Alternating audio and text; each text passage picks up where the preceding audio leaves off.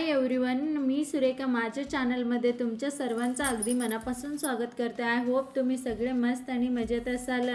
आज भोगी आहे, सर्वांना भोगीच्या खूप खूप शुभेच्छा. तर आता मी तुमच्याबरोबर भोगीचं स्पेशल भाजी शेअर करते. भाजी बनवण्यासाठी घेवडा, मटकी, थोडंसं फ्लावर घेतले, 2 टोमॅटो, वाटाणा, हरभरा, कोथिंबीर, गाजर, काकडी, 10 पाकळ्या लसूण, कढीपत्ता हे सर्व भाज्या घेतलेला आहे. त्यानंतर एक मीडियम साईजचा कांदा पण कट करून घेतले, एक वांगी घेतले आणि एक बटाटा घेतले. थोडं भाजलेलं शेंगदाणा, थोडंसं मेथी आणि थोडं भाजलेलं खोबरं पण घेतले. खोबरं आणि शेंगदाणा वाटण करून घ्यायचं मिक्सरमध्ये.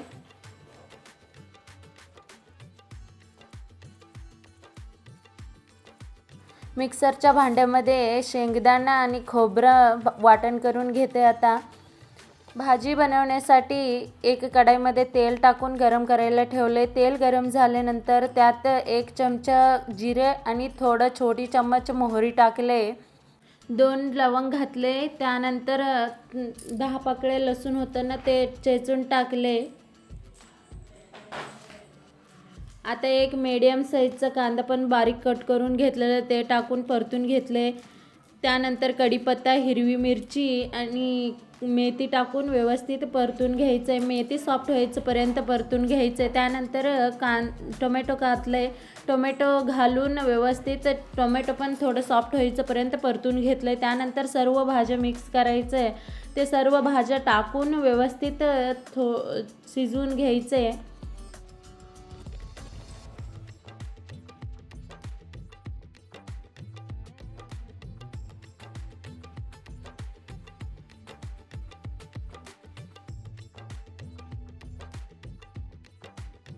थोड्या वेळ भाजी शिजवून झाल्यानंतर त्यात 1 छोटी चम्मच गरम मसाला, 1 छोटी चम्मच हळद, 1 चमच लाल तिखट आणि चवीनुसार मीठ टाकले.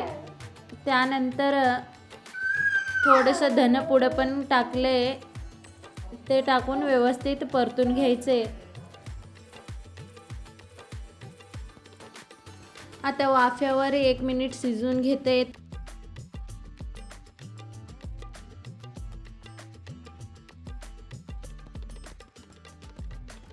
आता थोडंसं पाणी टाकते. पाणी टाकून परत वाफ्यावर शिजवून घ्यायचं आहे.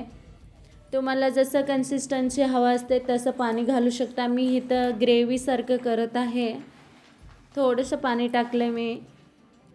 आता भाजी शिजलेलं आहे.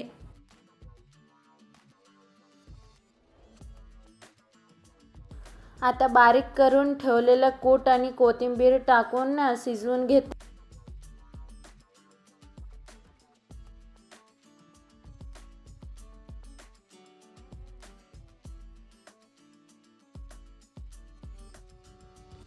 आता तयार आहे भोगीची भाजी. कसं वाटलं रेसिपी ते सुद्धा कमेंट करून सांगा. बाजरीचे भाकरी बनवण्यासाठी आधी पीठ जाळून घेतले. त्यानंतर थोडं त्यातूनच कोरडं पीठ ठेवायचं साईडला. थापताना लागते त्यामुळे साईडला ठेवलं आणि पाणी गरम करायला ठेवलं. पाणी गरम करून टाकले. भाकरी तुटत नाही आहे, व्यवस्थित येतात थापायला, त्यामुळे थोडंसं पाणी गरम करून टाकले. त्यानंतर थोडं थोडं थंड पाणी टाकून पीठ व्यवस्थित मळून घ्यायचं. एकदम नाही टाकायचं पाणी, थोडं थोडं टाकून व्यवस्थित मळून घ्यायचं आहे. त्यानंतर ते थोडंसं तीळ घेतलं आहे भाकरीला लावण्यासाठी. आता पीठ मळून झालेलं आहे, तुम्ही बघू शकता. अशा प्रकारे पीठ मळून घ्यायचं आहे. एक गोळा करून थापून घ्यायचं. तुम्हाला जेवढी जाड पातळ पाहिजे असते तेवढं गोळा करायचा. मी इथं पातळ भाकरी करते त्यामुळे थोडंसंच पीठचा गोळा घेतले. आता व्यवस्थित हे थापून घ्यायचं. थोडेसे कोरडे पीठ टाकायचे. त्यानंतर थोडंसं तेल टाकून अशा प्रकारे थापून घ्यायचे. असं दोन्ही हातांनी, एक हात साईडला लावायचा आणि एका हाताने थापायचं. जेणेकरून काय होतंय, क्रॅक्स वगैरे येत असते ना साईडला, ते येत नाही आहे. एक हात साईडला लावायचा आणि एका हाताने थापायचं. त्यानंतर दोन्ही हातांनी पण थापायचं. अशा प्रकारे भाकरी थापून घ्यायचं. अशा प्रकारे थापलं तर भाकरी तुटत नाही. जर हाताला भाकरी चिकटत असेल तर तेव्हा थोडंच कोरडं पीठ लावायचं. तर कोरडं पीठ लावलं तर हाताला चिकटत नाही आहे भाकरी. आता भाकरी झाले, तुम्ही बघू शकता किती पातळ भाकरी झालेलं आहे.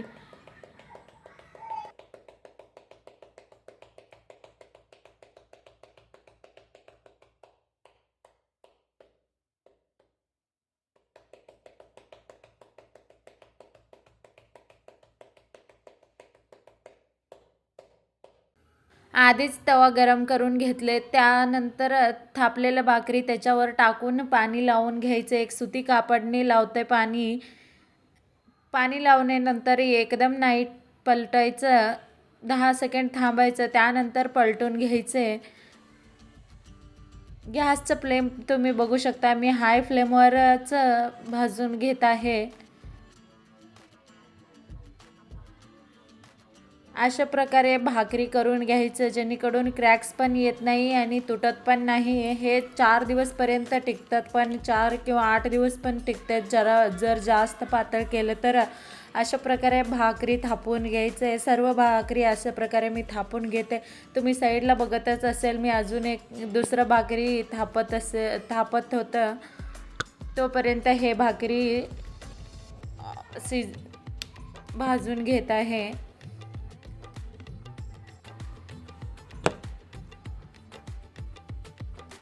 सर्व भाकरी अशा प्रकारे मी थापून घेते. तुम्ही बघू शकता किती छान झालेलं आहे भाकरी. हे गरम गरम खायला खूप छान लागतात.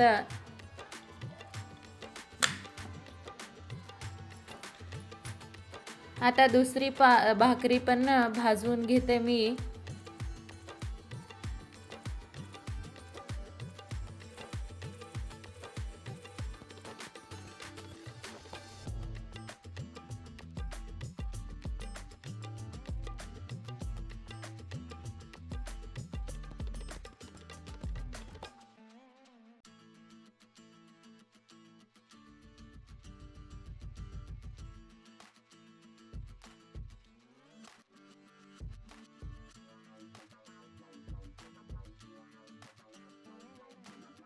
उद्या संक्रांती आहे, मला शेंगदाण्याच्या पोळी करायचं होतं, त्यामुळं मी आताच शेंगदाणा भाजून ठेवत आहे.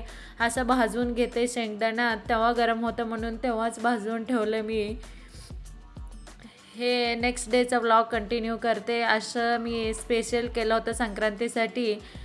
त्यानंतर आम्ही संध्याकाळी स्वामीनारायणला जाऊन येऊ म्हणून असं रेडी झालेलं आहे मंदिरला जाण्यासाठी. तुम्हाला सर्वांना संक्रांतीच्या खूप खूप शुभेच्छा. तुम्ही बघू शकता आमच्या पिल्लू कसं करत होतं दोघांनी.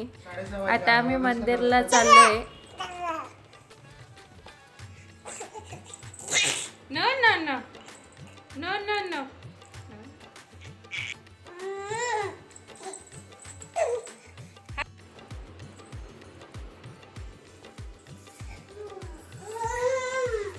खुशी बघा कसं रेडी.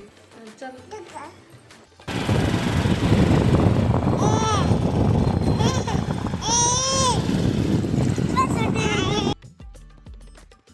आता आम्ही मंदिरला आलोय स्वामीचं दर्शन करण्यासाठी. तिथं खूप प्रसन्न वातावरण होते आणि मंदिर पण खूप छान आहे. मोठं मंदिर आहे. हे पुण्यामध्ये आहे. खूप छान वाटते.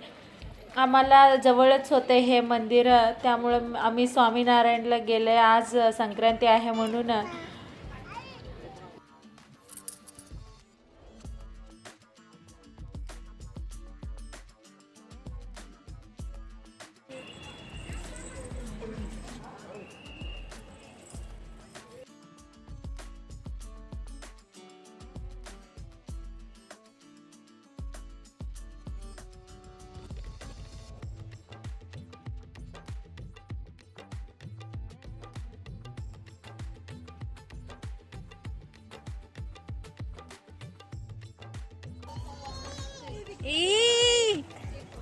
खुशी खुशी येतं मग येतं.